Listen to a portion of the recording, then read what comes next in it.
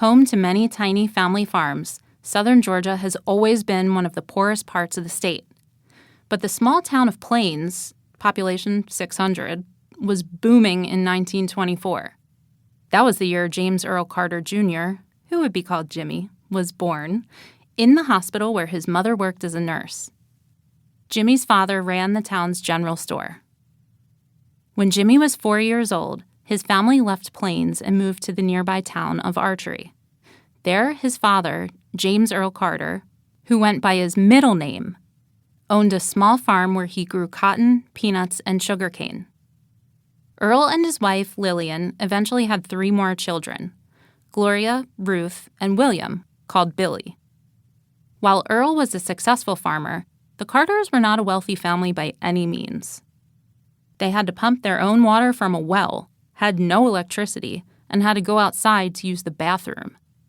The open-air privy was just a hole cut into a plank of wood.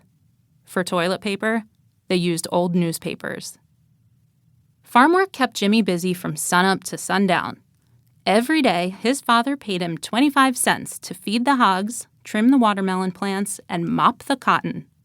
An especially disgusting job in which he smeared the cotton plants with a gooey, bug-killing potion made from arsenic, a type of poison, molasses, and water.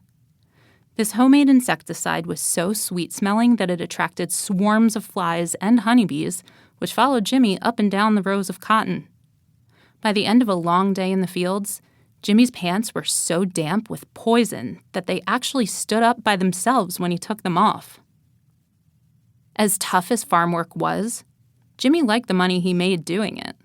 When he was 5, he hit upon his own scheme for putting a few extra coins in his pocket. Peanuts grew in abundance on his father's farm.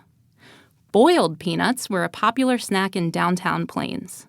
In the afternoons, after his chores were done, Jimmy would head out into the field dragging an empty wagon behind him. He would pull handfuls of peanuts out of the ground, load them into the wagon, and take them back to the yard to wash and soak them in salted water. The next morning, he would get up extra early, boil the peanuts, and pack them into tiny bags. He took them into town and sold them for a nickel a bag. In this way, Jimmy learned the value of hard work and the importance of peanuts. They were 2 lessons he would never forget. Life was not all farm work for Jimmy. In elementary school, he was known as an obedient, well-behaved, and hard-working student. In the 3rd grade, he won a class prize for reading the most books. He attended Sunday school every weekend, memorized Bible verses, and attended church services regularly. However, he got into his share of mischief as well.